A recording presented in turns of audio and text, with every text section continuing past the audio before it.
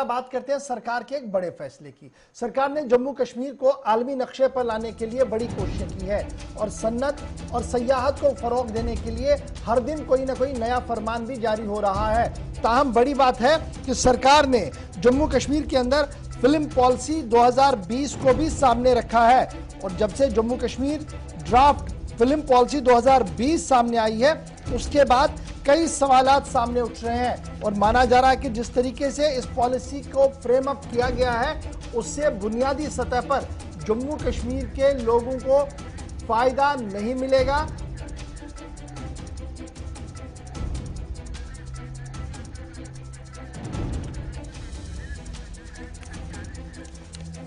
तो इससे बड़ी बात जो सामने आ रही है वो ये आ रही है कि जनाब ये जो पॉलिसी सामने आई है इससे जो लोकल टैलेंट है और जो लोकल प्रोड्यूसर्स है, डायरेक्टर्स है, जिन्होंने साल काम किया है लेकिन उन्हें अभी तक भी इसका फायदा नहीं मिलेगा और ब्रॉडर पेज पर जहां पर उन्हें कंसेंसस करने की जरूरत थी वो कंसेंसस जो है वो नहीं होता हुआ नजर आ रहा है। बढ़ते हैं जी आगे, इसी पर मैं जरा गुफ्तगू करता हूं क्योंकि ये फिल्म पॉलिसी सामने आई है और ऐसा लग रहा था कि इस पॉलिसी के अंदर जो चीजें लिखी है शायद इससे जो लोकल टैलेंट है उसे भी फायदा मिलेगा और लोकल टैलेंट को जोड़ते हुए पॉलिसी को और आगे बढ़ाने की कोशिश की जाएगी। मेरे साथ दो बड़ी शख्सियतें ज्वाइन कर चुकी हैं जो इंडस्ट्री के साथ एक बड़ा नाम है। अयाश आरिफ साहब मेरे साथ ज्वाइन कर चुके हैं, बहुत बहुत शुक्रिया जी।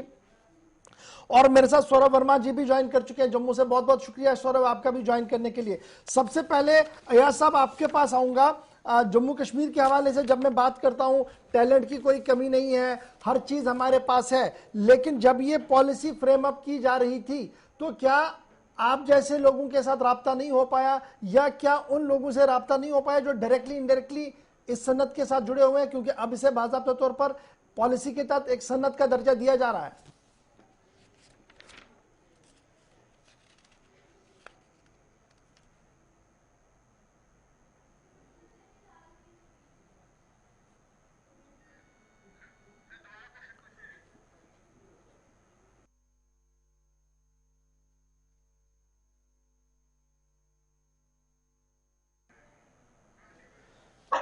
चलिए बड़ी बात, हम कोशिश करेंगे कि श्रीनगर भी ऑडियो जाए और जम्मू में भी ऑडियो जाए। सौरभ वर्मा जी भी मेरे साथ है। सौरभ साहब मेरी आवाज आ रही है आप तक?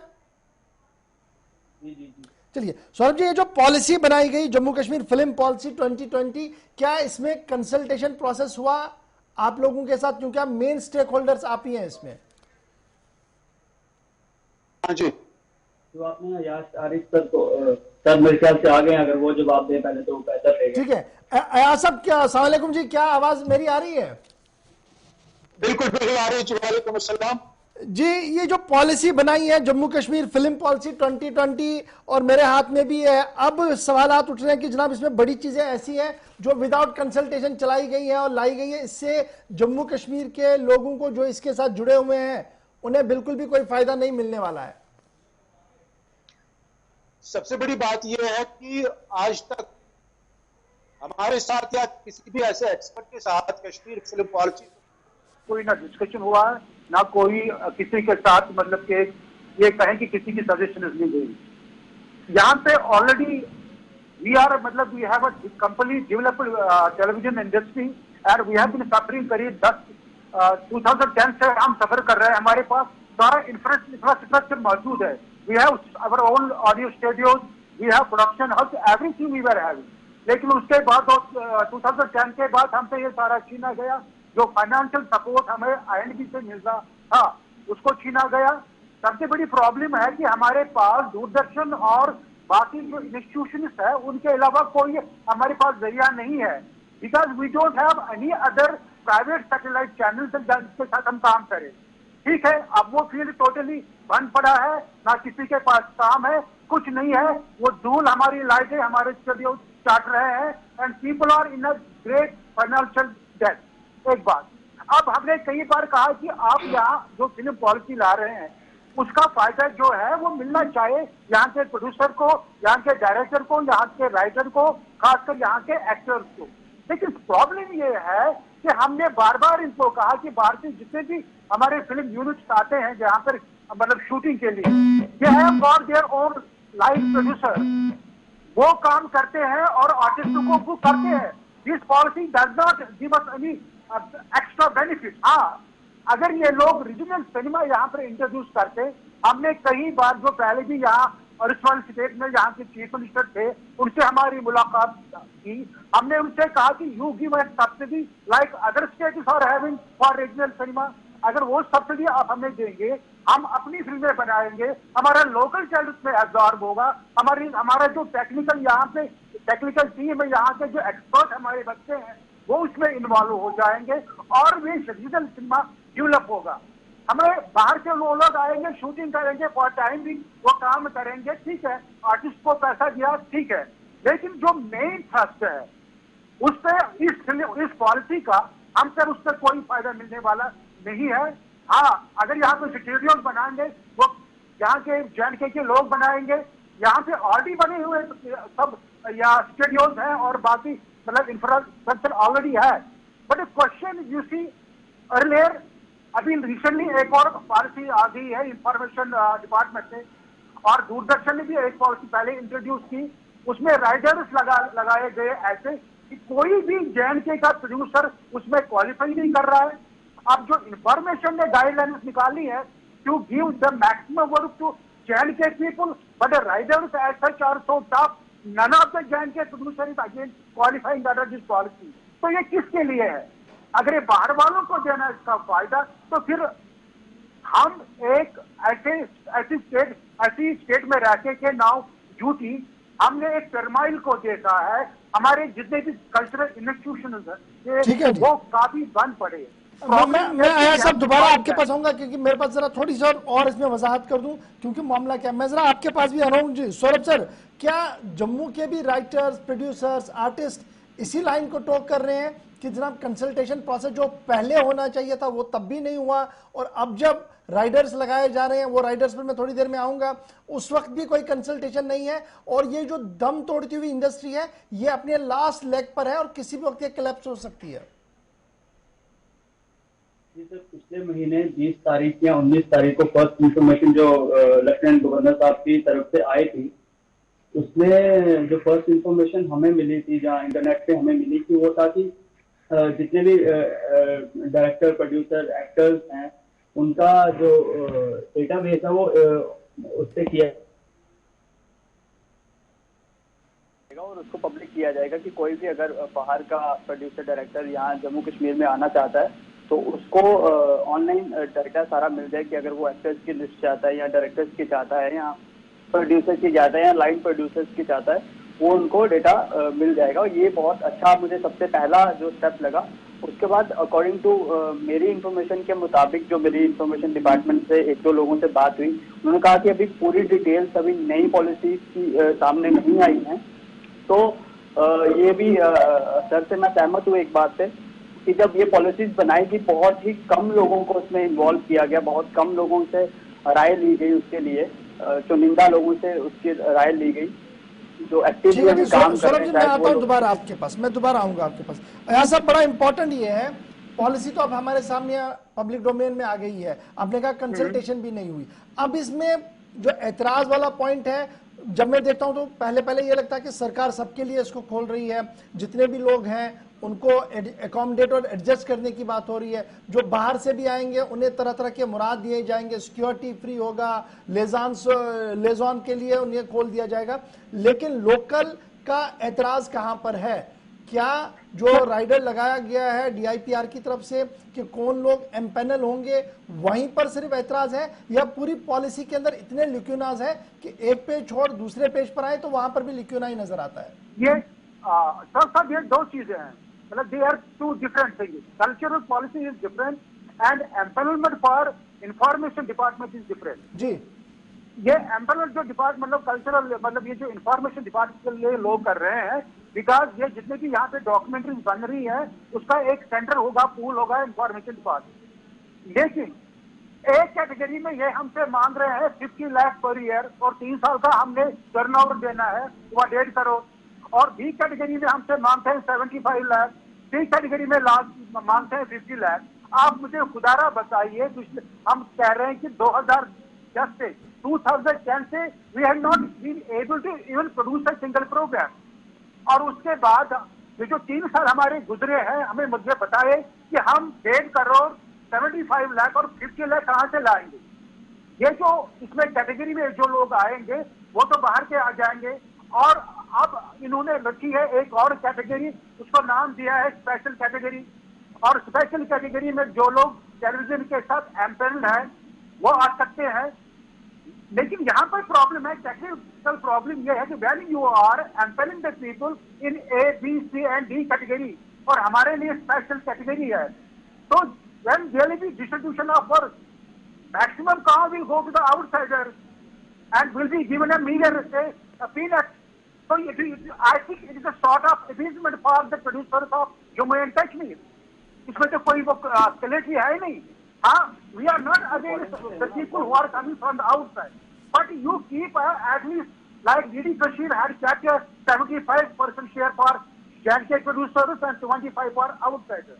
Even we say you keep 50% for the outsiders, but keep 50% for J&K people and divide these guidelines in such a way so that every, professional person who has done a lot of work during these, 5 or 6 years, and they will automatically be unparalleled. यानी कहीं ना कहीं ऐसा बड़ा important ये है कि आपको ये खदशा भी है कि ये जो पॉलिसी फ्रेम अप किया गया है कश्मीर के नाम पर, जम्मू कश्मीर के लोगों के नाम पर, इससे जम्मू कश्मीर को सिफर के बराबर भी फायदा नहीं आना, क्योंकि जो क्राइटेरिया और राइडर्स लगाए गए हैं इससे वो लोग जो डायरेक्टली इससे इन्वॉल्व है उन्हें कोई फायदा नहीं है, कोई नहीं मिलेगा। That's why I am telling you साहब, दूरदर्शन ने आज से 2 साल पहले भी नई गाइडलाइंस निकाली, बिकॉज 2010 से दूरदर्शन डीडी कश्मीर के लिए सब प्रोग्राम बंद पड़े हैं।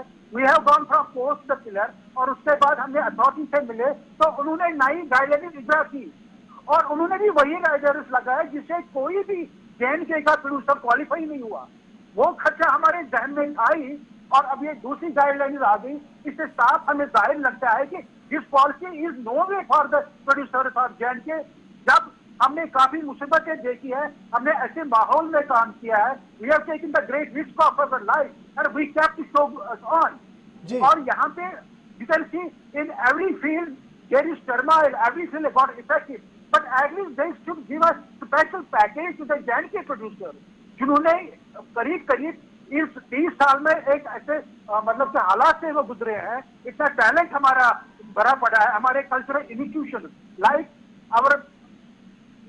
our NZCC, which was giving some kind of benefit to the artists, doors are closed, ICCR, doors are closed, DD Kashmir, doors are closed, Cultural Academy, वो नए सिरे से तश्कील दिया जा रहा है, doors closed, just tell me where should we go?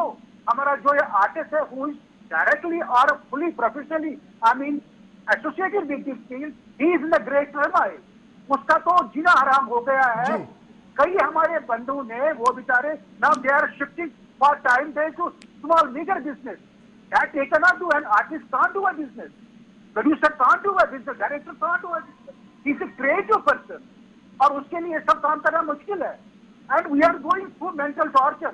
हमने studios बनाए हैं, हमने इक्विपमेंट लाए हैं, हमने बड़ी बड़ी लाइट मतलब जो अपना लाइटिंग इक्विपमेंट खड़ा किया है, और हम बैंक को पैसे नहीं दे सकते हैं, बैंक सारा ऑफिसर आज, और बाहर भी बीच में आया था जो दिल्ली आया, उससे हमारे स्टूडियो भी बैठे, और industry is in the great turmoil, और ये पॉलिसी हमें कुछ नहीं करेगी।